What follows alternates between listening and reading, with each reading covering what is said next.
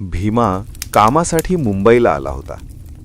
तो बलदंड होता, मेहनती होता. डोंगर फोडणाऱ्या खाणीत तो रोज घाम गाळायचा. पण एक दिवस खाण अचानक बंद झाली आणि भीमाचं काम गेलं. भीमा निराश झाला. घरी परतताना जंगलात त्याला एक जळलेलं प्रेत दिसलं.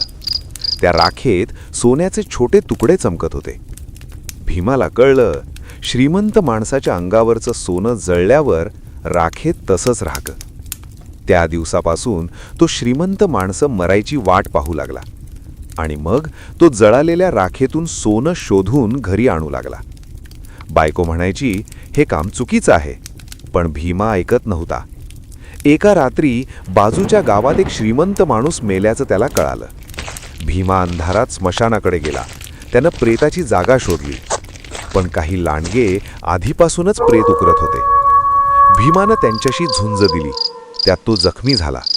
तरीही त्यानं प्रेत उकरलं. प्रेताच्या अंगावरचं सोनं काढलं. दातातही सोनं असेल असं वाटून त्यानं हात तोंडात घातला, पण बोटं अडकली. तेवढ्यात गावकरी जागे झाले. घाबरून भीमानं जोरात हात ओढला. प्रेताच्या दातात त्याची 2 बोटं तुटली. तो वेदनेत घरी पळून आला. ताप भरला आणि डॉक्टरांनी त्याची 2 बोटं कापली. दुसऱ्या दिवशी बातमी आली.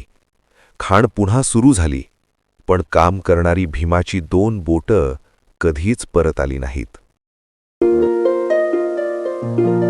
अशाच धमाल, गमतीशीर आणि नव्या व्हिडिओंसाठी शाळा सुटली पार्टी फुटली या चॅनलला फॉलो करा आणि दररोज बघा मस्त धमाल.